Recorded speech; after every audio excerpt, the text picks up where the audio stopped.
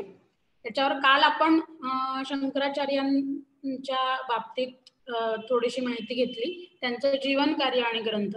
आज आपण थोडंसं केवलाद्वैत तत्वज्ञान याविषयी बघणार आहोत. तर केवलाद्वैत तत्वज्ञानामध्ये मी काल जसं सांगितलं की ब्रह्मसूत्र शंकर भाष्यामध्ये शंकराचार्यांनी अधिकारी ही संकल्पना स्पष्ट केली. वेदांताच्या बाबतीत कोण अधिकारी आहे ही संकल्पना काल आपल्याला स्पष्ट झाली. त्याच केवलाद्वैत तत्वज्ञानामध्ये शंकराचार्यांनी ब्रह्मजिज्ञासा करायला हवी. ब्रह्मजिज्ञासा हाच मूळ विषय आहे संपूर्ण वेदांताच्या सूत्रांचा किंवा ब्रह्मसूत्रांचा. पण त्या आधी ब्रह्मजिज्ञासेच्या आधी धर्मजिज्ञासा करायची का नाही, म्हणजे कर्म किंवा ज्ञान यांच्यामध्ये काय आपापसात संबंध आहे हे पहिल्यांदा समजावून घेण्यासाठी म्हणून ब्रह्मजिज्ञासेच्या आधी, कारण ब्रह्मसूत्रांमध्ये पहिलं सूत्र आहे अथातो ब्रह्मजिज्ञासा, तर त्या अथातो मधल्या अथ शब्दाचा अर्थ आहे नंतर. कशाच्या नंतर, म्हणजे धर्मजिज्ञासेच्या नंतर, म्हणजे कर्म कांडाचा जो भाग आहे उपनिषदांचा तो जाणून घेतल्यानंतर ब्रह्मजिज्ञासा होते का, असा एक प्रश्न अथ शब्दावरून तो विचारलेला प्रश्न. तर त्यामध्ये असं म्हटलंय की धर्मजिज्ञासाया हा प्राक अपि अधीत वेदांतस्य ब्रह्मजिज्ञासा उपपत्तेः. धर्मजिज्ञासेच्या आधी सुद्धा धर्मजिज्ञासा केली नाही तरी सुद्धा ब्रह्मजिज्ञासाची उपपत्ती जर वेदांत शिकला असेल तर लागू शकते. म्हणजे धर्मजिज्ञासा हे पूर्ववर्ती असायलाच पाहिजे ब्रह्मजिज्ञासेचा असा नियम नाही. आता धर्मजिज्ञासा आणि ब्रह्मजिज्ञासेमध्ये फरक काय आहे, तर धर्माची जिज्ञासा केली म्हणजे वेदांत शिकतो आहोत आपण. तर वेदांत हा उपनिषदांचा भाग आला आणि वेदांत वेदाचा पूर्व भाग म्हणजे संहिता, ब्राह्मण आणि आरण्यक हा जो भाग आहे त्याच्यामध्ये धर्मजिज्ञासा सांगितली आहे. पूर्वमीमांसेची सूत्र आहेत. तर त्याचं फळ काय आहे, तर शंकराचार्य म्हणतात की अभ्युदय. अभ्युदय म्हणजे काय, स्वर्गप्राप्ती इत्यादी जे काही गोष्टी आहेत ते धर्मजिज्ञासेचं फळ आहे. आणि ब्रह्मजिज्ञासेचं फळ काय आहे, निःश्रेयस फल. निःश्रेयस म्हणजे मोक्षप्राप्ती. हा श्रेयस हा जो शब्द आहे ना तो उपनिषदात आलेला शब्द आहे. म्हणजे श्रेयस आणि प्रेयसचं विज्ञान कठोपनिषदामध्ये फार सुंदर रीतीने यमनचिकेतेच्या गोष्टीमध्ये सांगितलेलं आपल्याला दिसतं. त्याच्यामध्ये काय सांगितलं की का बरं नचिकेत्यालाच यमाने आत्मज्ञान दिलं, याचं कारण असं सांगितलंय की त्याने श्रेयस्कर गोष्टी ची मागणी केली होती. श्रेयस आणि प्रेयस विवेक त्याच्यामध्ये होता. आता श्रेयस आणि प्रेयस विवेक म्हणजे काय, इथे शब्द आलाय श्रेय म्हणून मी तुम्हाला श्रेयस शब्दाचा अर्थ सांगते. श्रेय आणि प्रेय मध्ये काय फरक आहे, तर उद्या मला काहीतरी गाण्याचा प्रोग्राम करायचा आहे, असं मला एक किंवा गाण्याचा रियाज करायचा आहे थोड्या वेळानंतर, आणि मी गायिका आहे. तर माझ्यासाठी श्रेयस्कर काय आहे, हितकारक काय आहे की काय तेलकट न खाणं किंवा आईस्क्रीम वगैरे सारख्या गोष्टी न खाणं, हे श्रेयस्कर आहे. आणि प्रेयस काय आहे, मला आईस्क्रीम आवडतं तर मी आईस्क्रीम खाणे, हे ते मला प्रेयस म्हणजे प्रिय आहे. एखादी गोष्ट आपल्याला जेव्हा समोर येते तेव्हा ती माझ्यासाठी प्रिय आहे किंवा प्रेयस आहे का श्रेयस आहे हे ठरवता आलं पाहिजे. आणि त्यानंतर मग त्याचा निर्णय करून नंतर पुढे त्यानुसार फळ मिळतं. तर इथे निःश्रेयस प्राप्ती हे ब्रह्मजिज्ञासेचं फळ आहे. धर्मजिज्ञासेमध्ये काय अभिप्रेत आहे, तर अनुष्ठान म्हणजे याच्यानंतर हे कर्म, याच्यानंतर हे कर्म, ही ह्या अनुष्ठानाची अपेक्षा असते धर्मजिज्ञासेत. ब्रह्मजिज्ञासेमध्ये अनुष्ठानानंतर ब्रह्मजिज्ञासा होते असं काहीही अपेक्षित नाही. त्यानंतर काय फरक आहे, तर धर्म हा भव्य आहे. भव्य म्हणजे काय, भविष्यात मिळणारी गोष्ट आहे. म्हणजे मी आज यज्ञ केला तर मला त्याचं फळ भविष्यात मिळणार आहे, म्हणजे तो धर्म भव्य आहे. आणि ब्रह्म जिज्ञासेचा जे ब्रह्म सांगितलं आहे ते भूत, म्हणजे ते अस्तित्वात असलेलं आहे, सदैव अस्तित्वात असणार असं ते ब्रह्मतत्व. नंतर धर्म जिज्ञासा ही पुरुष व्यापार तंत्रावर अवलंबून आहे, म्हणजे ती जी व्यक्ती आहे ती व्यक्ती काय काय क्रिया करते याच्यावर त्याचं ती जिज्ञासा अवलंबून आहे धर्माची. पण ब्रह्म जिज्ञासा ही पुरुषाच्या व्यापारावर, क्रियेवर अवलंबून नाहीये. तर ती कशावर अवलंबून आहे? त्या वस्तूवर. वस्तू म्हणजे मी कालच सांगितलं, वस्तू म्हणजे ब्रह्म ही नित्य वस्तू आहे आणि इतर सगळ्या ज्या ब्रह्मेतर गोष्टी आहेत त्या सगळ्या अनित्य वस्तू असं मानलेलं आहे. नित्यानित्य वस्तू विवेक कालच आपण बघितलं. त्यामुळे ती ब्रह्म जिज्ञासा अवलंबून कोणावर आहे? त्या वस्तूवर अवलंबून आहे, त्या ब्रह्मतत्वावर अवलंबून आहे. तिथे पुरुषाच्या व्यापाराचा काहीही संबंध येत नाही ब्रह्म जिज्ञासेत. धर्म जिज्ञासेमध्ये काही विकल्प असतात, काही उत्सर्ग असतात. म्हणजे विकल्प म्हणजे हे काम असं पण करू शकतो, असं पण करू शकतो, किंवा हे काम सोडलं तरी चालतं, हे अपवादात्मक असतं कर्म वगैरे वगैरे. तसं ब्रह्म जिज्ञासेमध्ये काहीही विकल्प, उत्सर्ग, अपवाद काही नाही. का बरं? कारण ब्रह्म हे एकमेव सत्य गोष्ट आहे, त्याच्यामुळे त्याच्यामध्ये दुसरं काही असण्याची शक्यताच निर्माण होत नाही असं आहे. मग प्रश्न असा आहे की मग ब्रह्मतत्वाची मी ब्रह्मतत्व म्हणते आहे, कारण ब्रह्म हा शब्द संस्कृतमध्ये 2 अर्थांनी वापरला जातो. ब्रह्मन हा असाच प्रातिपदिक आहे. तर ब्रह्मन शब्दाचा जेव्हा तुम्ही पुल्लिंगी अर्थ घेता तेव्हा त्याचा अर्थ असतो ब्रह्मदेव, म्हणजे या सृष्टीचा उत्पत्ती करता. पण जेव्हा ब्रह्मन हा शब्द नपुंसकलिंगी असतो तेव्हा त्याचा अर्थ असतो ब्रह्मतत्व, जे वेदांतामध्ये नित्य सांगितलेलं आहे ते ब्रह्मतत्व. तर त्यामुळे ते उपासना या विधीचं सुद्धा ते अंग होऊ शकत नाही, कारण ते एकच आहे. म्हणजे उपासनेमध्ये दुसरी काहीतरी गोष्ट लागते, तसं क्रिया, कारण वगैरे वगैरे या सगळ्या गोष्टी उपासना विधीमध्ये लागतात. काय करायचं असेल तर, म्हणजे मी काम करतेय तर काम करण्याची काहीतरी साधन असतात, क्रिया करणारा असतो वगैरे वगैरे. ब्रह्म जिज्ञासेच्या बाबतीत, वेदांताच्या बाबतीत तसं ब्रह्म जिज्ञासेच्या बाबतीत अशा 3 गोष्टी मुळातच अस्तित्वात नाही.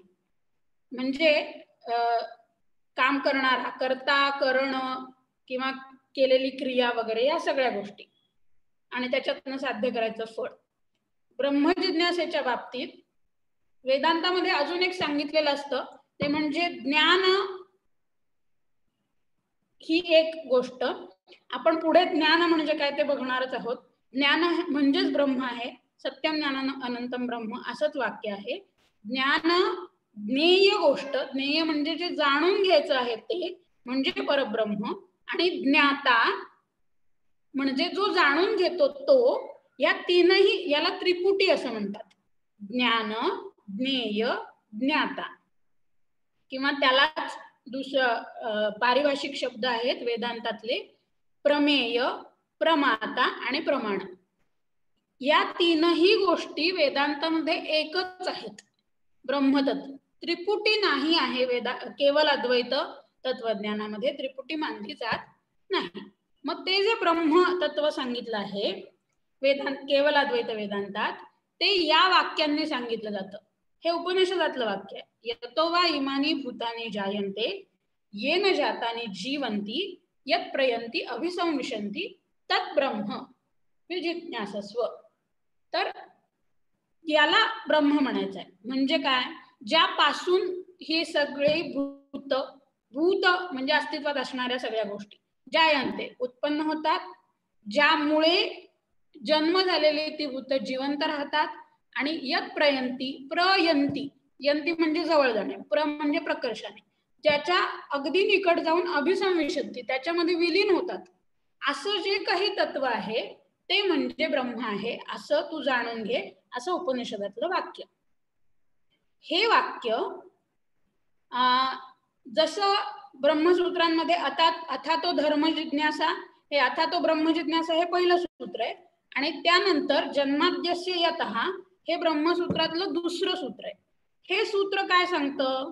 तर त्या ब्रह्मतत्वाचं लक्षण थोडक्यात सांगायचा इथे प्रयत्न आहे. म्हणजे काय, जन्म म्हणजे काय, उत्पत्ती.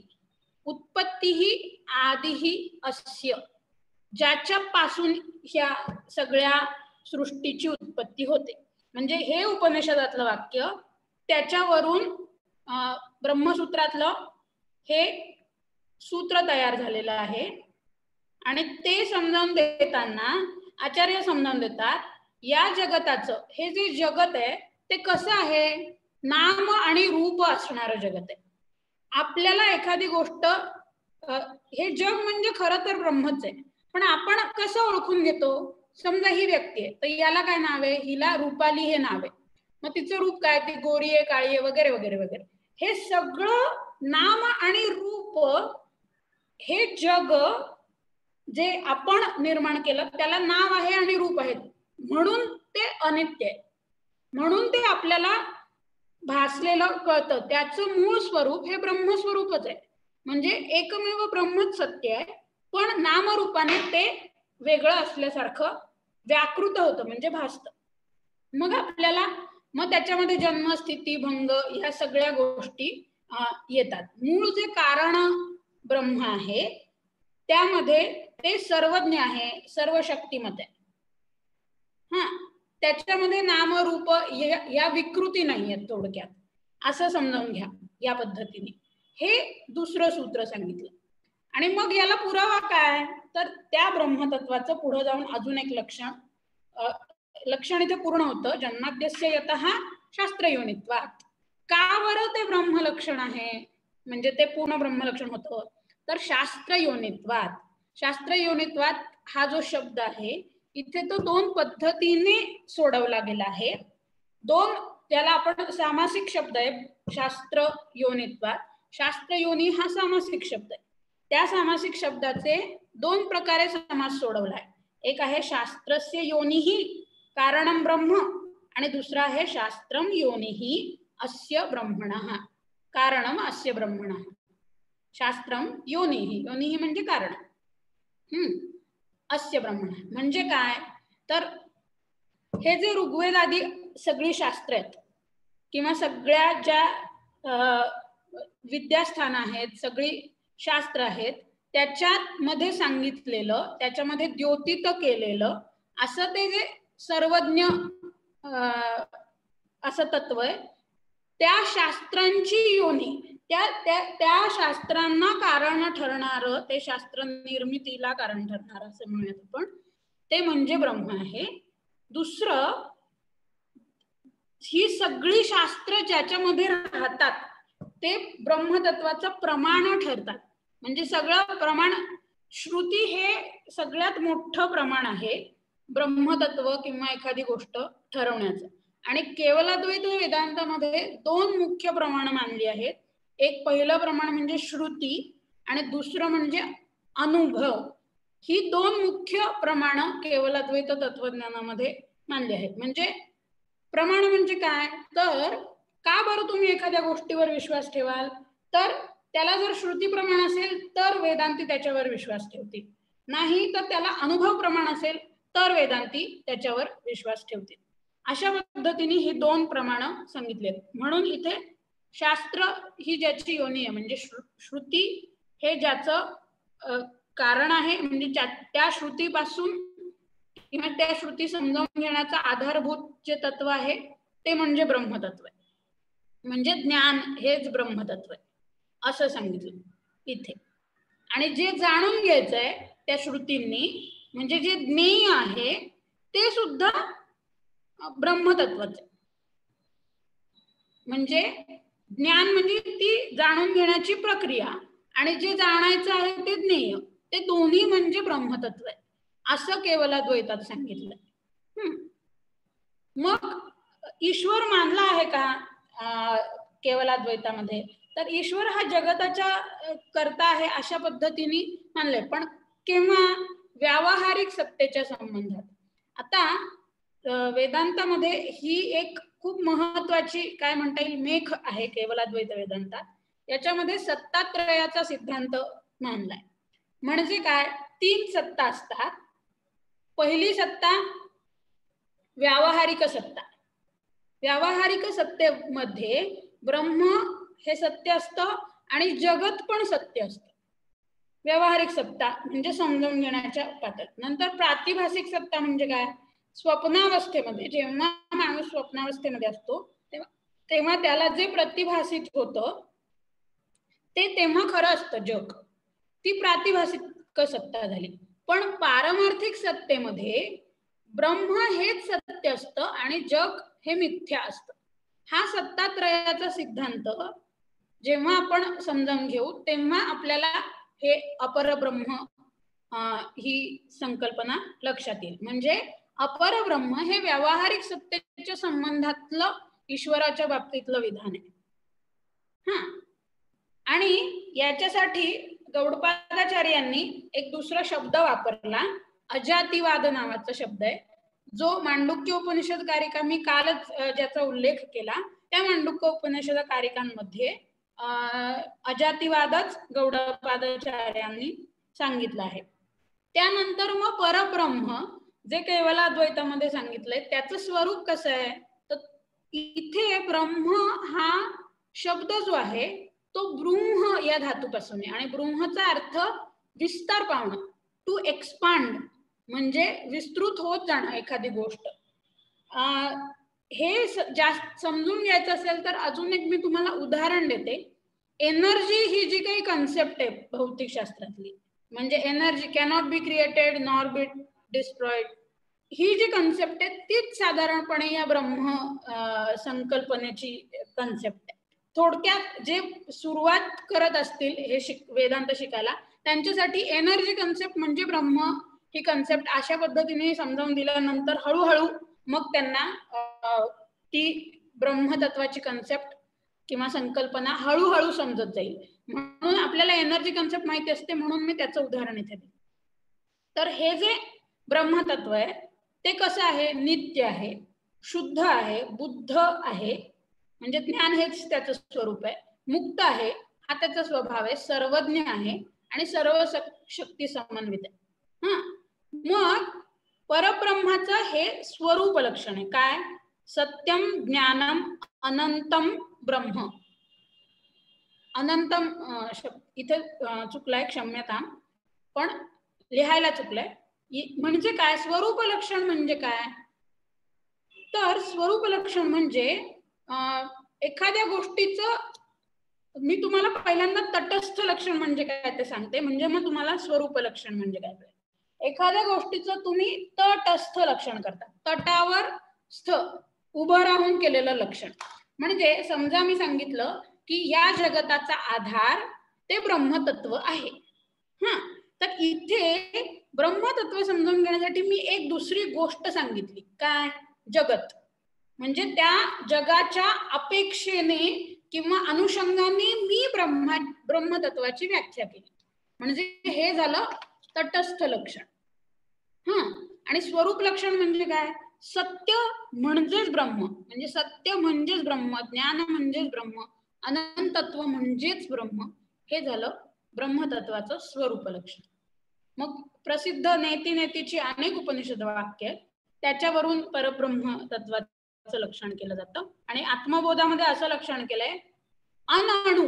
अनअणु म्हणजे ते अणु पण नाहीये, अस्थूल, स्थूल सुद्धा नाहीये, महत, अमहत, हे स्थूलम, महत, ह्रस्व, हे चुकलंय, अह्रस्व.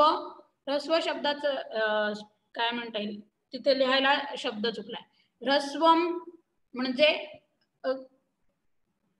छोटा पण नाहीये, अदीर्घम ते मोठं सुद्धा नाहीये, अजम, अजम म्हणजे ज्याला जन्म नाहीये, अव्ययम म्हणजे ज्याच्यामध्ये विकार नाही आहेत, अरूपम ज्याच्यामध्ये रूप नाही आहे, अगुण, गुण नाही आहेत, वर्ण नाही आहेत, असं जे काही आहे ते म्हणजे ब्रह्म असं समजावून घ्या.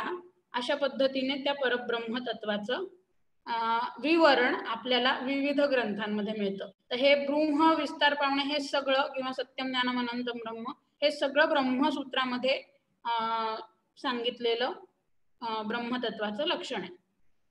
नंतर हा सत्तात्रयाचा सिद्धांत तर सगळीकडेच लक्षात ठेवावा लागतो. जेव्हा आपल्याला जग किंवा जीव समजावून घ्यायचा आहे तेव्हा. आता जीव हा जो आहे, जीव म्हणजेच ब्रह्म आहे. मग आत्मा म्हणजे शरीरीन आहे. म्हणजे काय, जो शरीरामध्ये वास करतो तो आत्मा. हा, मग तो आत्मा म्हणजेच ब्रह्म आहे. हा, आणि मग तो जो जीव आहे तो ब्रह्म असल्यामुळे, एकच सत्य असल्यामुळे जीव एकच आहे. पण मग ते अनेक जीव आहेत असं का भासतं आपल्याला, का वाटतं, तर माया किंवा अविद्येमुळे जीवांमध्ये अनेकत्व आहे असं आपल्याला भासतं. मुळामध्ये त्याचं स्वरूप एकच आहे. नंतर तो जीव करता आहे, भोगता आहे, हे समजावून घेण्यासाठी इथे खूप वेदांतामध्ये हा न्याय सांगितला जातो. कसं समजावून घ्याल तुम्ही हे एकच आहे, तर त्याच्यासाठी घटाकाश महाकाश हा न्याय दिला जातो. म्हणजे काय हा न्याय काय आहे, तर अशी कल्पना करा की एक रांजण आहे किंवा एक घट आहे किंवा एक माठ आहे. त्या रांजणामध्ये सामावलेलं आकाश, त्या रांजणामध्ये असलेली पोकळी आणि बाहेर असलेली पोकळी, म्हणजे संपूर्ण आपल्या आजूबाजूला असलेलं आकाश. हे आकाश आणि ते आकाश आपण वेगळं करू शकतो का, तर नाही, ते मुळातच एक असतं. फक्त त्या घटाला एक आकार दिलेला असल्यामुळे, तसं जीवामध्ये तो आत्मा, जसं घटाकाश जीवामध्ये त्या घटामध्ये असल्यासारखं वाटतं, तसं शरीरामध्ये आत्मा आहे असं आपल्याला वाटतं. आणि मग आपल्याला असं भासतं की हे शरीर आपण सत्य समजतो, हे शरीर आहे आणि त्याच्यामधला आत्मा आपल्याला जाणवत नाही. म्हणजे आकाश, दोन्हीकडचं आकाश जसं समान आहे तसं जीवात्मा आणि परब्रह्म तत्व हे दोन्हीही एकच आहे. म्हणजे जो अहम ब्रह्म अस्मि या वाक्याचा अर्थ आहे, अहम म्हणजे तो आत्मा, ब्रह्म म्हणजे परब्रह्म, हे समजावून देण्यासाठी हा घटाकाश मठाकाश न्याय वेदांतामध्ये सांगितला जातो. किंवा तत्वमसी सारखं महावाक्य समजावून देण्यासाठी सुद्धा अशा प्रकारचे न्याय सांगितले जातात. मग तो आत्मा मी जसं म्हटलं की तो शरीरीन आहे. आणि शरीर म्हणजे आपलं शरीर आणि त्याच्यामध्ये असणारा आत्मा, त्याला शरीरीन असं म्हणतात. आत्मा हेच ब्रह्म आहे. या आत्म्याला जाग्रत, स्वप्न, सुषुप्ती या 3 अवस्थांमध्ये तो आत्मा तसाच असतो. म्हणजे फक्त तो कसा असतो, तर जाग्रत अवस्थेमध्ये तो चैतन्याने, म्हणजे अविद्या रूप चैतन्याने झाकलेला असा असतो असं म्हणूयात आपण. आपल्याला तो जाणवत नाही. पण मग त्याचं स्वरूप काय आहे त्या आत्म्याचं, तर ह्या 3ही अवस्थांच्या पलीकडे असणारं असं जे तुरीय आत्मस्वरूप आहे ते आत्म्याचं स्वरूप आहे असं सांगितलं जातं. आता माया ही संकल्पना किंवा मायावाद हा केवलाद्वैत वेदांतात सांगितला आहे. त्याची व्याख्या अशी दिली आहे, या मा सा माया, ती समष्टी रूप असते, ती अनादी असते, शांत असते. म्हणजे काय, तर त्या मायेला आदी नाहीये. म्हणजे तुम्ही सुरुवात शोधायला गेलात तर त्याचा आदी म्हणजे सुरुवात त्याची सापडत नाही.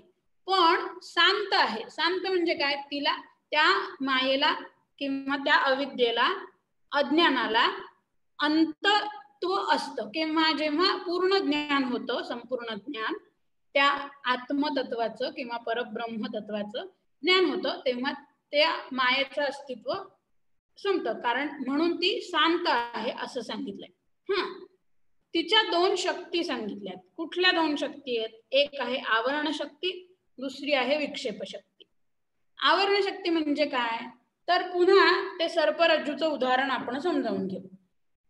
एक दोरी आहे, त्या दोरीला पहिल्यांदा आपल्याला जेव्हा ते सर्प आहे असं जाणवतं, तेव्हा त्या दोरीचं मूळ जे स्वरूप आहे ते पहिल्यांदा झाकलं जातं. ही झाली आवरण शक्ती. आणि नंतर आपल्याला दोरी नसून सर्प आहे असं वेगळ्या पद्धतीचं काहीतरी भासायला लागतं. मग काय होतं त्या विक्षेप शक्तीने, तर आपण साप आहे म्हणून आपण घाबरतो, मग अजून दुसऱ्यांना गोळा करतो की अरे अरे बघा बघा साप आहे. म्हणून मग अनेक लोक येतात. मग अनेक लोक येतात, मग आता काय करायचं त्या सापाचं, मग तो केवढा मोठा आहे, त्याची लांबी काय, रुंदी काय, उंची काय, वगैरे वगैरे वगैरे असे सगळे तर्क वितर्क होत असतात. मूळ तो साप आहे की नाही हे बघायला कोणी गेलेलं नाही अंधारात अजूनही, पण चालू आहे काय की हा याला एवढे एवढे काय म्हणता येईल, एवढे लांबीचं आहे, विषारी आहे, बिनविषारी आहे, वगैरे वगैरे. मग अजून अनेक लोक गोळा होतात, मग सर्पमित्रांना बोलवलं जातं, वगैरे वगैरे वगैरे.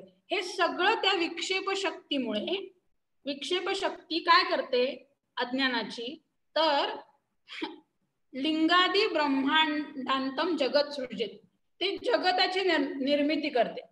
अगदी पूर्ण मोठं जग होतं. म्हणजे तो एवढीशा दोरीवर भासलेला साप खूप मोठा होतो नंतर.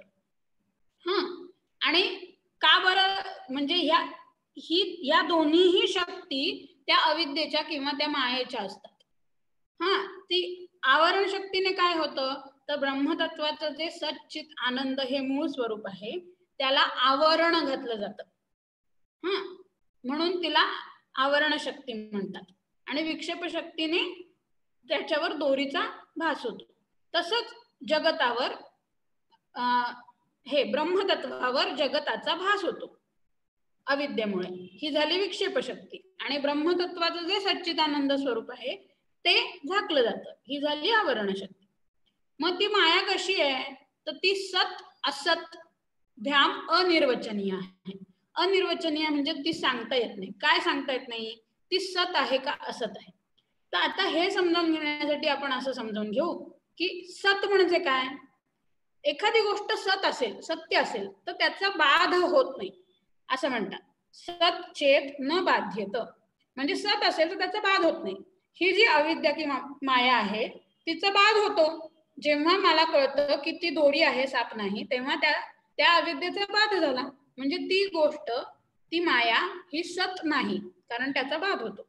मग ती असत आहे का, माया ही किंवा अविद्या ही असत आहे का, तर असत सुद्धा नाही. का बरं, कारण असत चेत न प्रतीयेत. एखादी गोष्ट असत असेल तर त्याची प्रतीतीच येत नाही. म्हणजे सशाचं शिंग हे जगामध्ये कोणीच बघितलेलं नाहीये, ते असत आहे. म्हणजे त्याची प्रतीती कोणालाच आलेली नाही आजपर्यंत. पण मायेची किंवा अविद्येची प्रतीती येते ना, हो, आपल्याला प्रतीती येते. त्यामुळे ती माया असत आहे असं पण म्हणता येत नाही, सत आहे असं पण म्हणता येत नाही, म्हणून ती अनिर्वचनीय. हीच गोष्ट अध्यास किंवा अध्यारोप या शब्दांनी सांगितली जाते. आणि माया आणि अविद्या ह्याच्यामध्ये थोडासा फरक आहे. माया ह्याला समष्टी रूप असं म्हणतात आणि अविद्येला व्यष्टी रूप असं म्हणतात. समष्टी आणि व्यष्टी या संकल्पना आपल्या समजावून घेऊन झाल्या आहेत. कालच मी त्याचं उदाहरण सांगितलं. आता ते जे जग आहे, केवल अद्वैत तत्वज्ञानामध्ये मी सांगितलं की पारमार्थिक दृष्ट्या जग हे मिथ्या आहे. जगताचं मिथ्यात्व सांगितलंय. आणि मग याच्यामध्ये कार्यकारणवाद म्हणून केवल अद्वैत तत्वज्ञानामध्ये विवर्तवाद सांगितलाय.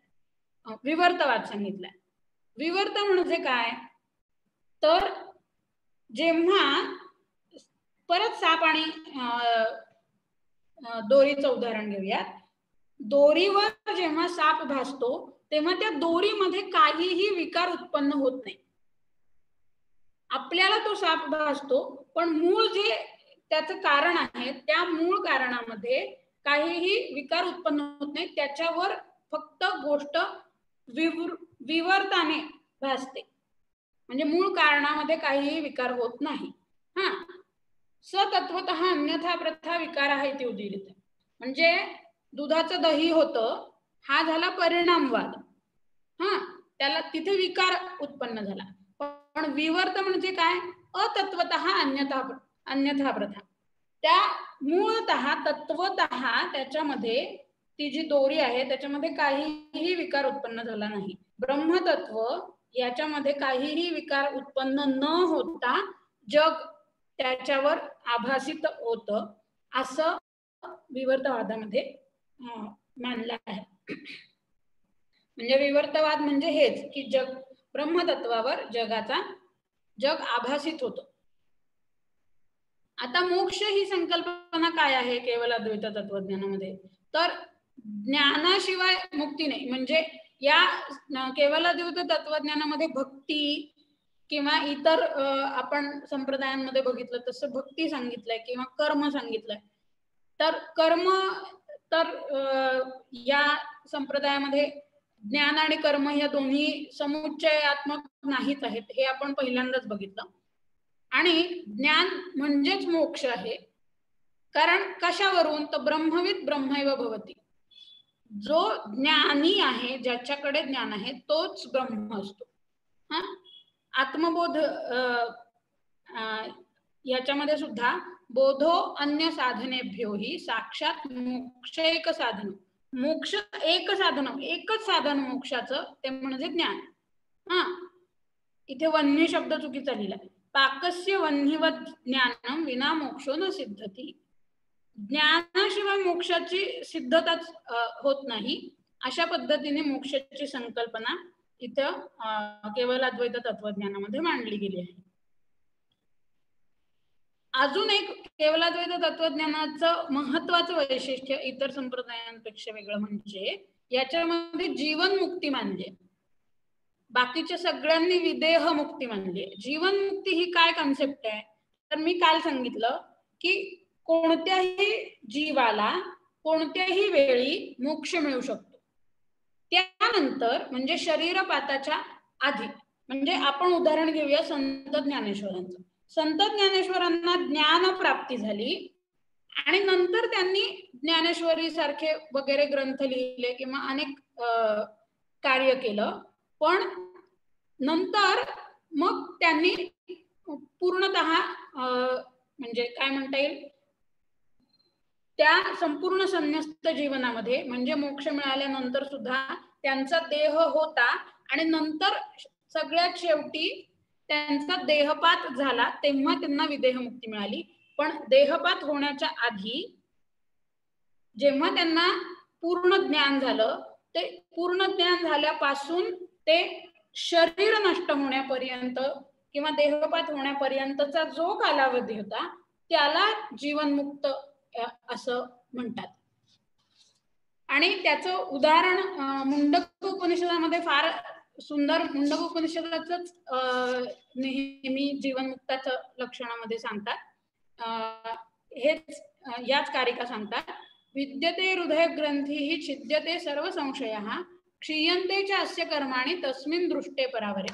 म्हणजे काय तर जीवनमुक्तीची संकल्पना समजून घेण्यासाठी अजून एक गोष्ट आपण समजून घेऊ. जी प्रारब्ध कर्म असतात, म्हणजे जे भोगायचं, प्रारब्ध कर्माचे जे फळ असतं ते भोगायचं राहिलेलं असतं. बाकी सगळी कर्म, इतर जी कर्म असतात, इतर प्रकारची जी कर्म आहेत, त्याचं बंधनच, त्या कर्मफलाचं बंधनच त्या जीवाला राहत नाही. फक्त प्रारब्ध कर्माचा फळांचा निचरा करायचा असं म्हणूयात आपण. म्हणून तो देह या पृथ्वी तलावर जीवनमुक्त अवस्थेमध्ये अस्तित्वात असतो. म्हणून जीवनमुक्ती ही संकल्पना केवलाद्वैत तत्वज्ञानामध्ये फार अत्यंत महत्वाची. म्हणजे काय, मग त्याचं उदाहरण उपदेश सहस्रीमध्ये किंवा त्याचं वर्णन उपदेश सहस्रीमध्ये असं केलंय, सुषुप्तवत जागृती यो न पश्यती. म्हणजे जगामध्ये तो सुषुप्तवत असतो. सुषुप्ती अवस्थेमध्ये जसं की आपल्याला, आपण कुठेतरी सुषुप्ती अवस्था मध्ये असणारा जीव हा जागा असल्यासारखा वाटतो, पण तो पाहत आहे असं वाटत नाही. किंवा पाहत असून सुद्धा अद्वैत म्हणजे मूळतः त्याला ज्ञान झालेलं असल्यामुळे हे जगामधलं जे भेद आहेत किंवा जगामधले जे नामरूपात्मक विकार आहेत ते त्यांना काही जाणवत नाही. तर हे जग म्हणजेच ब्रह्म आहे आणि मी म्हणजे ब्रह्म आहे हे जाणीव असल्यामुळे तो निष्क्रिय राहतो. क्रिया करत असून सुद्धा तो निष्क्रिय राहतो, जीवनमुक्त. स आत्मवित, कारण तो आत्मवित असतो असा निश्चय आहे, असं उपदेश सहस्री मध्ये म्हटलं आहे. म्हणजे जीवनमुक्ती ही संकल्पना केवलाद्वैत तत्वज्ञानामध्ये एक वैशिष्ट्यपूर्ण संकल्पना म्हणून येते. आता आपण साधारण एक जिस्ट बघूयात. म्हणजे आपण जे आतापर्यंतचे संप्रदाय बघितले किंवा वेदांताच्या वेगवेगळ्या संप्रदायांची ओळख करून घेतली, त्याच्यामध्ये मुख्य काय फरक आहे साधारणपणे हे समजावून घेण्याचा आपण थोडासा प्रयत्न करूयात आता इथून पुढे. आतापर्यंत शंकराचार्यांच्या तत्वज्ञानातला जो महत्वाचा भाग होता किंवा महत्वाच्या संकल्पना होत्या त्यांची आपण थोडक्यात ओळख करून घेतली आहे.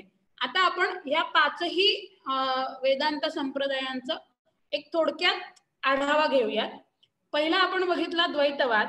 तर त्याच्यामध्ये ब्रह्म हे जगताचं निमित्त कारण मानलं होतं आणि प्रकृती ही उपादान कारण मानली होती. मग पुढे द्वैताद्वैत म्हणजे जो निंबार्काचार्यांचा संप्रदाय आपण बघितला, त्याच्यामध्ये ब्रह्म हेच निमित्त कारण आहे आणि ब्रह्म हेच उपादान कारण आहे जगताचं, असं आपण बघितलं होतं. शुद्धाद्वैत तत्वज्ञानामध्ये काय झालं, जो वल्लभाचार्यांनी सांगितलेला संप्रदाय होता त्यामध्ये परिणामवाद सांगितला. म्हणजे जग हे परिणामी आहे, जग हे ब्रह्मतत्वापासून परिणाम आहे जगाचा. म्हणजे जग हे परिणामवत आहे किंवा परिणाम आहे जगाचा. आणि त्या पण कसा परिणाम आहे तर अविकृत आहे. म्हणजे जे मूळ तत्व आहे ब्रह्म त्याच्यामध्ये कोणताही विकार उत्पन्न झाला नाही आणि तरीही परिणाम झाला. जगत आणि ब्रह्म याच्यामध्ये हा कार्यकारणवाद सांगितला. विशिष्टाद्वैत तत्वज्ञानामध्ये काय झालं, जे रामानुजाचार्यांनी सांगितलं त्याच्यामध्ये पूर्ण परिणामवाद सांगितलं. म्हणजे जे ब्रह्मतत्व आहे ते परिणाम पावतं, जगताच्या रूपात परिणाम पावतं, असं विशिष्टाद्वैत तत्वज्ञानामध्ये सांगितलं.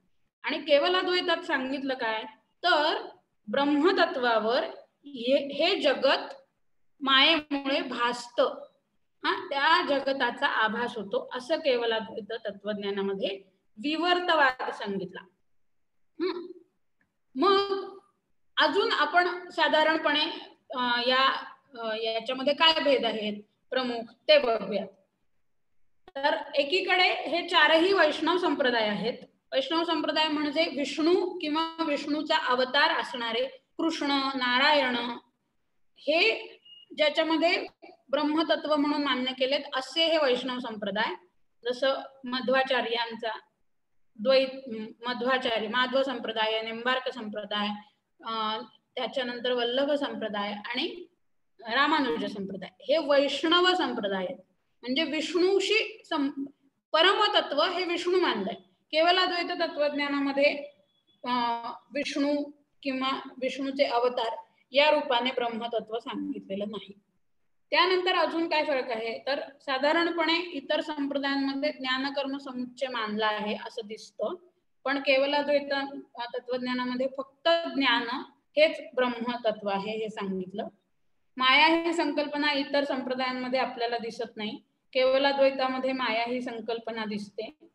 भक्ती ही संकल्पना साधारणपणे काही सगळ्या वैष्णव संप्रदायांमध्ये दिसते भक्ती संकल्पना. केवलाद्वैत तत्वज्ञानामध्ये दर्शनामध्ये, मी स्पेसिफिकली म्हणते आहे, दर्शनामध्ये भक्ती संकल्पना एक वेगळी संकल्पना म्हणून मांडलेली दिसत नाही. नंतर वैष्णव संप्रदायांमध्ये ईश्वर संकल्पनेला खूप महत्वाचं स्थान आहे आणि ती एक भरपूर प्रमाणामध्ये त्याचं विवरण केलं गेलं आहे.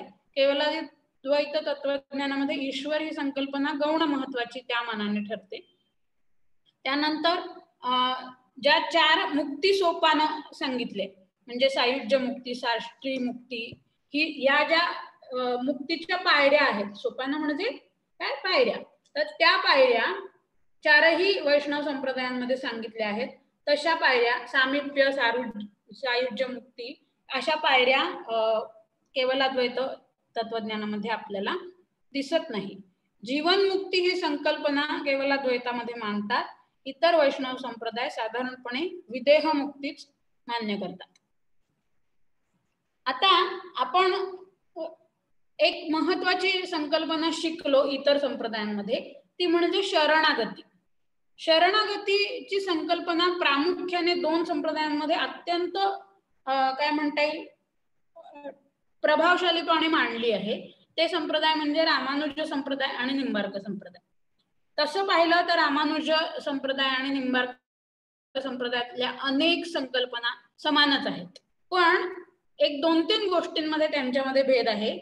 एक तर रामानुज संप्रदायांमध्ये भक्ती, प्रपत्ती, शरणागती या वेगवेगळ्या पद्धतीने सांगितलेल्या संकल्पना आहेत, पण निंबार्क संप्रदायांमध्ये श्रीकृष्ण कृपेनेच म्हणजे शरणागतीनेच फक्त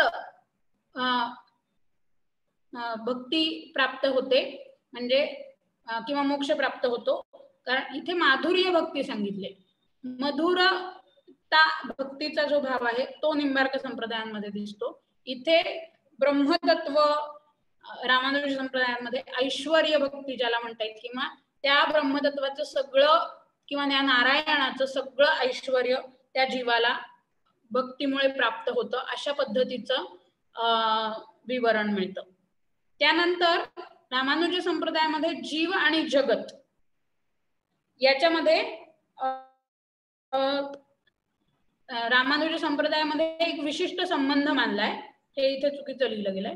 एक विशिष्ट संबंध आहे त्याच्यामध्ये आणि जीव किंवा ब्रह्मतत्व याच्यामध्ये भेद अभेद यांना समान महत्व आहे. पण निंबार्क संप्रदायामध्ये तो जो भेद आहे जीव आणि ब्रह्मतत्वामधला तो भेद गौण आहे, पण त्याच्यामध्ये अभेद आहे हे सुद्धा त्यांनी सांगितलं आणि तो मुख्य आहे अशा पद्धतीने इथे सांगितलंय. त्यानंतर शुद्धाद्वैत तत्वज्ञान आणि केवलाद्वैत तत्वज्ञान याच्यामध्ये काय फरक आहे तर शुद्धाद्वैतामध्ये म्हणजे वल्लभाचार्यांनी सांगितलेल्या शुद्धाद्वैतात जीव हा त्या ब्रह्मतत्वाचा अंश म्हणून सांगितलाय आणि केवलाद्वैत तत्वज्ञानामध्ये जीव म्हणजेच ब्रह्मतत्व आहे. शुद्धाद्वैतामध्ये जगत सत्य मानलं आहे, इथे माया ही संकल्पना मानलेलीच नाही, ते आपण पूर्वीच बघितलं. आणि केवलाद्वैतामध्ये पारमार्थिक सत्तेमध्ये जगत मिथ्या मानलं आहे. शुद्धाद्वैतामध्ये पुष्टीभक्ती ला अत्यंत महत्व आहे, इथे सत्तात्रयाला महत्व आहे, कारण इथे पुष्टी जीव मग मर्यादा जीव अशा पद्धतीने जीवांचं विभागणी केली आहे आणि जे पुष्टीजीव आहेत त्यांनाच मोक्ष प्राप्ती होते. इतरांना मोक्ष प्राप्तीसाठी त्या परमतत्वाचं किंवा त्या श्रीकृष्णाचं कृपा असावी लागते, असं म्हणजे मर्यादा जीवांच्या बाबतीत असावी लागते असं सांगितलं आहे. या शुद्धाद्वैत तत्वज्ञानामध्ये 4 प्रस्थान प्रमाणभूत मानतात. 4 म्हणजे भागवत पुराणाला सुद्धा खूप महत्व शुद्धाद्वैतामध्ये दिलं आहे, तसं महत्व केवलाद्वैतामध्ये दिलेलं आपल्याला दिसत नाही. नंतर द्वैतवादामध्ये आणि इतर 4 वैष्णव संप्रदायांमध्ये पण भेद आहेत. द्वैतवादामध्ये सगळ्यात महत्वाचं त्यांचं जे वैशिष्ट्य आहे ते भेदपंचक आहे. इतर 3 वैष्णव संप्रदायांचा आपण विचार केला तर काही प्रमाणामध्ये अद्वैताचा स्वीकार केलेला आहे. उदाहरणार्थ निंबार्काचार्यांच्या स्वाभाविक द्वैतामध्ये किंवा भेदाभेदामध्ये अभेद म्हणजे अद्वैताचा थोडासा स्वीकार केलेला आपल्याला दिसतो. त्यानंतर शुद्धाद्वैतामध्ये अद्वैत असा शब्दच आहे, विशिष्टाद्वैतामध्ये पण अद्वैत आहेच. म्हणजे इतर 3 वैष्णव संप्रदायांमध्ये अद्वैताचा स्वीकार थोड्या फार प्रमाणात वेगळ्या, त्याची आयाम वेगळे असतील पण अद्वैताचा स्वीकार केलेला आपल्याला दिसतो. द्वैतामध्ये भक्ती आणि ईश्वर कृपा ही दोन्ही मोक्षाची साधन आहे असं दिसून येतं, पण इतर वैष्णव संप्रदायांमध्ये भक्तीपेक्षा सुद्धा ईश्वराची कृपा जर असेल तर त्यामुळे मोक्ष प्राप्त होऊ शकतो असं आपल्याला समजतं. आणि विशिष्टाद्वैतामध्ये ईश्वर कृपा याबद्दलची चर्चा खूप कमी येते, पण शुद्धाद्वैतामध्ये आणि निंबार्काचार्यांच्या द्वैताद्वैतामध्ये मात्र ईश्वर कृपा महत्वाची असल्याचं सांगितलं आहे. ईश्वर कृपेनेच भक्ती प्राप्त होते असं त्या दोन्ही संप्रदायांमध्ये सांगितलंय. तर अशा पद्धतीने आपण वेगवेगळ्या संप्रदायांची माहिती घेत असताना एक आपल्या पुढं काय महत्वाचं आहे किंवा ते कसं समजावून घ्यायचं याचं एक आपण उदाहरण बघू, तर आपल्याला ते चांगल्या पद्धतीने समजेल. अशा प्रकारे त्यांच्यामध्ये भेद आहेत, त्यांच्यामध्ये काही साम्य स्थळ आहेत, हे आपण बघितलं. हा, किंवा रामानुजाचार्यांचा निंबार्काचार्यांवर प्रभाव दिसतो असं खूपदा आपल्याला दिसून येतं. मग रामानुज म्हणजे अनेक तत्व समान असल्याचं दिसतं, किंवा काही जण तर म्हणतात केवलाद्वैताचंच म्हणजे शंकर भाष्य जर बघितलं आणि श्रीभाष्य बघितलं तर सप्तविधानुपपत्ती हा जो रामानुजाचार्यांचा सिद्धांत आहे त्याच्यानंतरचा पूर्ण जो बाकीचा सिद्धांत आहे तो केवलाद्वैतासारखाच जणू काही मांडला आहे असं आपल्याला लक्षात येतं. तर हे सगळं समजावून घेण्यासाठी आपण एक उदाहरण बघू, म्हणजे जे मुख्य 3 संप्रदाय आहेत ते समजावून घेण्यासाठी. म्हणजे हे उदाहरण जसंच्या तसं लागू होतं असं माझं म्हणणं नाही, पण निदान समजावून घेण्याच्या पातळीवर आपण हे उदाहरण घेऊ शकतो. असा विचार करा की एक कंपनी आहे, हा, आणि त्या कंपनीमध्ये सीईओ असतो, हा, आणि कर्मचारी असतात. तर एक कंपनी अशी आहे की त्याच्यामध्ये सीईओ आणि कर्मचारी यांच्यामध्ये काही फरक नाही. त्या दोघांना, सीईओला जेवढे अधिकार आहेत तेवढेच कर्मचाऱ्यांना अधिकार आहे. सीईओला जेवढा पगार आहे तेवढाच कर्मचाऱ्यांना पगार आहे. म्हणजे तो कर्मचारी मुळात सीईओच आहे मुळात, पण तो स्वतःला ओळखत नाही म्हणून तो सीईओ झालेला नाही आहे. म्हणजे सीईओ हे नामरूपच आहे ते, पण उदाहरणासाठी आपण हे नामरूप घेतलेलं आहे. तर म्हणजे काय, ब्रह्मतत्व आणि जीवात्मा हे दोन्हीही एकच आहेत, हे अशा पद्धतीने आपल्याला समजावून घेता येतं. याला आपण म्हणूया केवलाद्वैत. दुसरं उदाहरण असं आहे की दुसरी कंपनी आहे, त्याच्यामध्ये एक सीईओ आहे आणि अनेक कर्मचारी आहेत.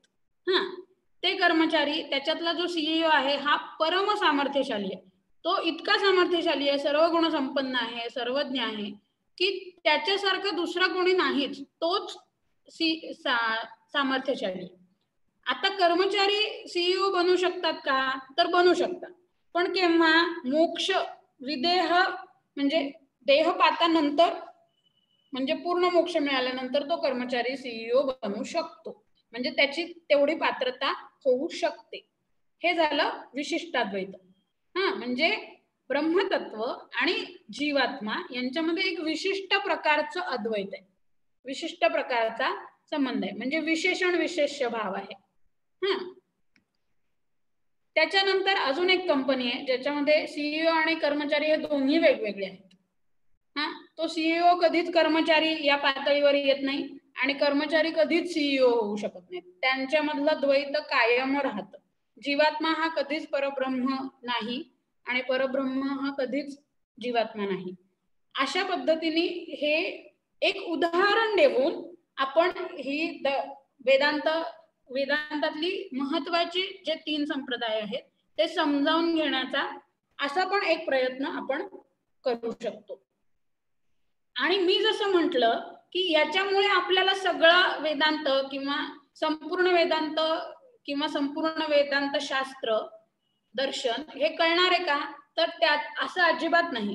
कारण मी म्हटलं ना, वेदांत म्हणजे मी मागच्या वेळेस हे उदाहरण जगासाठी दिलं होतं, पण आता हे हत्तीचं आणि 6 आंधळ्यांचं उदाहरण मी वेदांतासाठी देते की वेदांत हे असं एक शास्त्र आहे की तुम्ही हळूहळू एक जण एका अँगलने किंवा एका दृष्टीने त्याच्याकडे बघतो, दुसरा दुसऱ्या दृष्टीने बघतो, तिसरा तिसऱ्या दृष्टीने बघतो आणि मग ते संपूर्ण तत्वज्ञान समजून घेण्याचा आपण प्रयत्न करत असतो. तसे हे वेदांताचे विविध आयाम आहेत, हे संप्रदाय म्हणजे. आणि ते त्या वेदांत रूपी हत्तीला समजून घेण्याचा एक प्रयत्न करतायत, म्हणून मी हे चित्र दिलंय. दर्शन म्हणजे दर्शनानाम दर्शन कारयित्री कथा, ही जी कथा आहे ती दर्शनांचं दर्शन करून देणारी कथा आहे असं मला इथे म्हणायचंय. अशा पद्धतीने हे वेदांताचे 5 संप्रदाय आपण सगळ्यांनी समजावून घेतले. आणि मी पहिलं जसं म्हटलं होतं की मला जे माहिती आहे ती माहिती मी तुम्हाला देते, सहनाववतु सहनो भुनक्तु, आणि तुम्हाला माहिती असणाऱ्या गोष्टी तुम्ही मला सांगा, याच्यातूनच आपलं ज्ञानवर्धन करण्याचा आपण प्रयत्न करूयात. हा जो उपनिषदांचा उद्देश आहे किंवा हा उपनिषदांचा मंत्र आहे असं म्हणूया आपण, तो मंत्र आपण आत्मसात करण्याचा प्रयत्न केला. आणि ते का बरं करतो आहोत आपण सगळेजण, तर हे जी काही पूर्ण हे तत्व आहे ते पूर्ण तत्व पूर्णच आहे. ते आपण स्वतः म्हणजे मूळ आत्म्याचं स्वरूप हे सुद्धा पूर्ण आहे. ते समजावून घेणं म्हणजे काय, पूर्णस्य पूर्णमादाय असंच करणं आहे. थोडस त्या पूर्णामध्ये अजून एक म्हणजे असं समजा की एक पूर्ण आहे, त्याच्यामध्ये प्लस किंवा काय म्हणता येईल एक इन्फिनिटी आहे किंवा अनंतत्व आहे, त्याच्यामध्ये अजून अनंतत्व ऍड केलं तर आपल्याला उत्तर अनंतत्वच मिळणार आहे. किंवा त्याच्यातून थोडंसं काढून घेतलं तरी सुद्धा उत्तर अनंतत्वच असणार आहे. तसं हे पूर्ण तत्व आहे ब्रह्मतत्व. म्हणून या संपूर्ण संप्रदाय पंचकम या व्याख्यानमालेचा आणि आपल्या संपूर्ण ज्ञान प्रक्रियेचा शेवट किंवा ऍक्च्युली जिस्ट काय असायला हवी, तर हे हा श्लोक किंवा हे उपनिषदातलं पुन्हा वाक्य किंवा हा उपनिषदातला शांती मंत्र हेच आपलं सगळ्यांचं ध्येय आहे. आणि ते म्हणून आपण ही व्याख्यानमाला इथेच थांबूया. श्लोक असा आहे किंवा मंत्र असा आहे, शांती मंत्र. ओम पूर्णमदः पूर्णमिदं पूर्णात् पूर्णमुदच्यते पूर्णस्य पूर्णमादाय पूर्णमेवावशिष्यते. ओम शांति शांति शांति. धन्यवाद. धन्यवाद मॅडम. कोणाला काही प्रश्न आहेत का?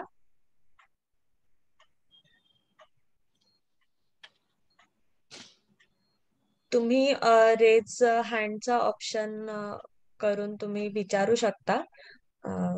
तुम्हाला म्यूट केलं जाईल, अनम्यूट केलं जाईल. किंवा तुम्ही चॅटबॉक्स मध्येही तुमचे काही प्रश्न असतील तर ते टाकू शकता.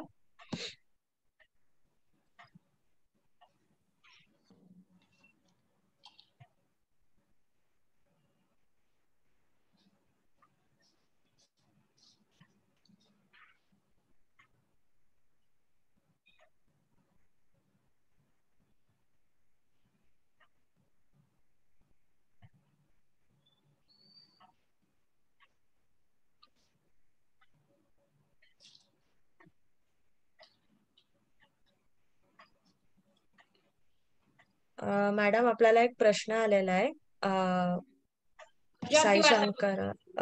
साई शंकरजींनी विचारलाय की अजातीवादाबद्दल सांगा.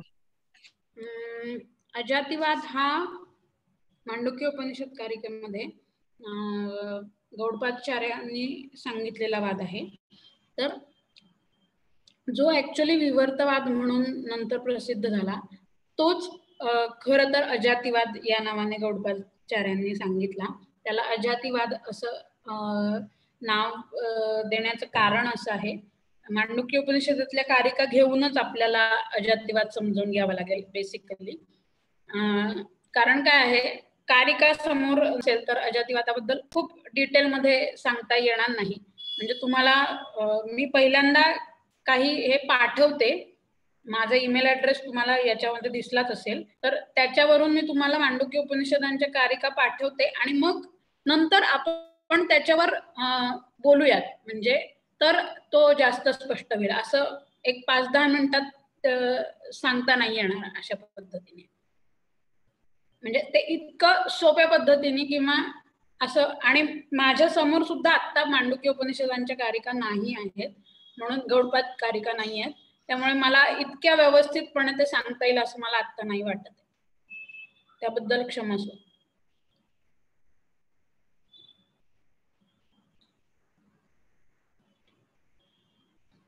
प्रमोद टाकळकर यांनी विचारलंय की सर्व दर्शनात यांचे स्थान काय? मध्व. प्रमोद टाकळकरजी तुम्हाला मी अनम्यूट करते. तुमचा प्रश्न तुम्ही सांगितलात तर बरं होईल. हॅलो. हा,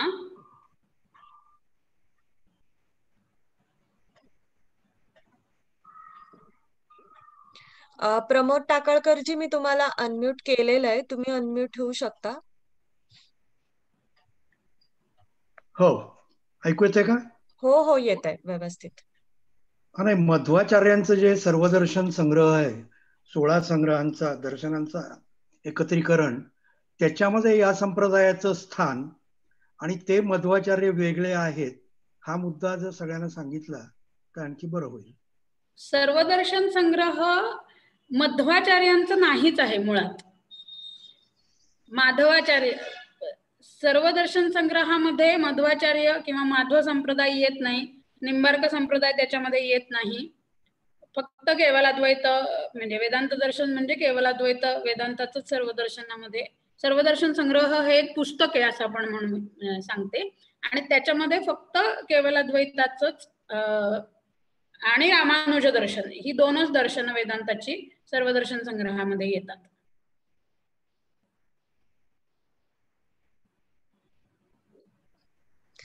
अजून कोणाचे काही प्रश्न आहेत का? म्हणजे ते मध्वाचार्यांनी लिहिलं असं अजिबात नाही.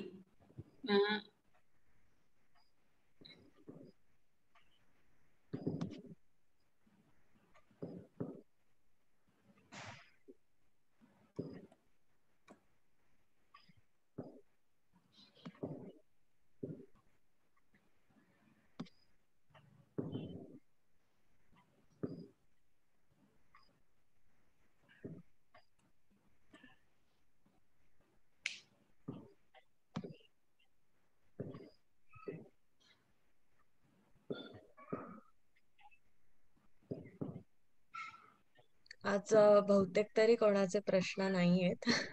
नाहीयेत.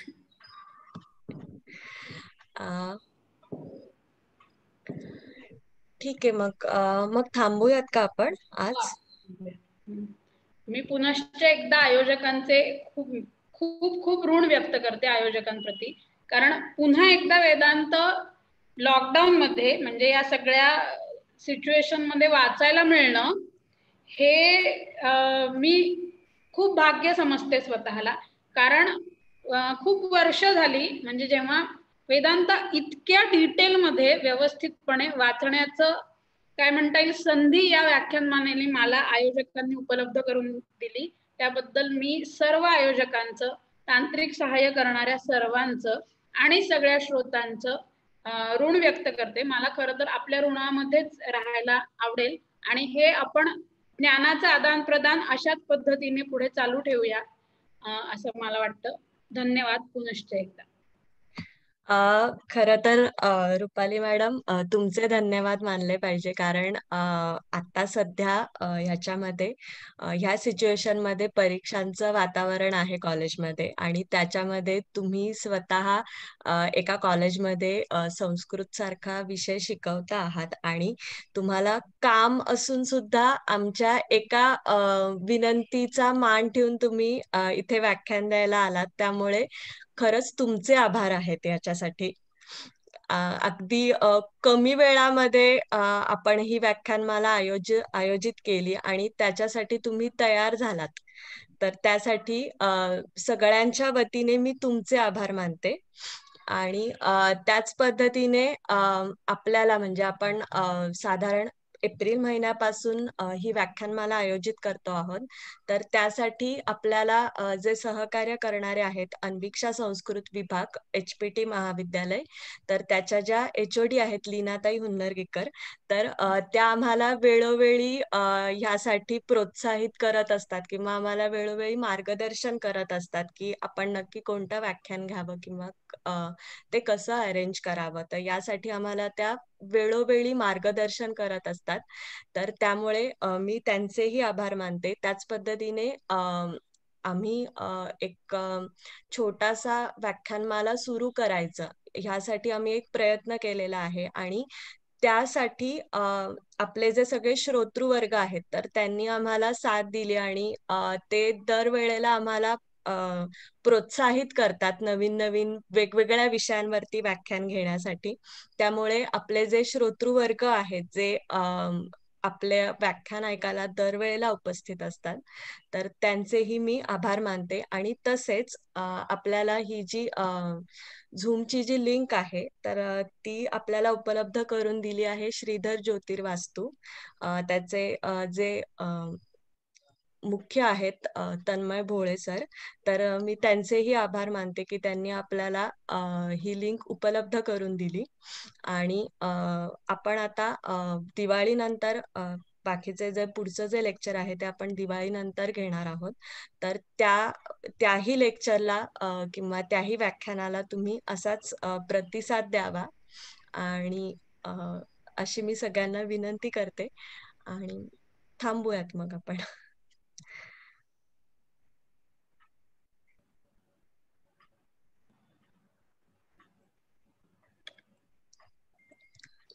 परत एकदा रुपाली मॅडमचे आणि सगळ्या श्रोतृवर्गाचे मी आभार मानते. आणि पुन्हा आपण भेटूयात दिवाळीनंतर. धन्यवाद.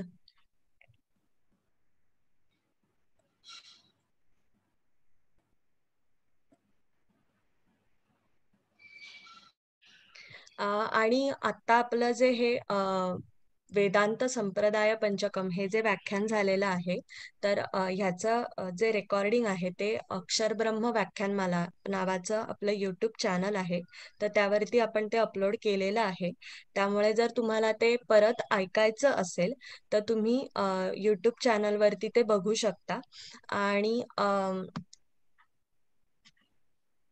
त्यानुसार बाकीचेही आमचे जे व्याख्यानं आहेत तर तेही आपण तिथे अपलोड केलेले आहेत, तर तेही तुम्ही जरूर बघू शकता.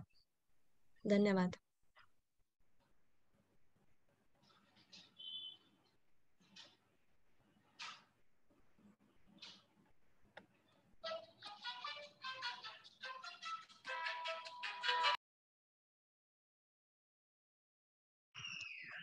रुपाली मॅडम, थांबूयात आपण.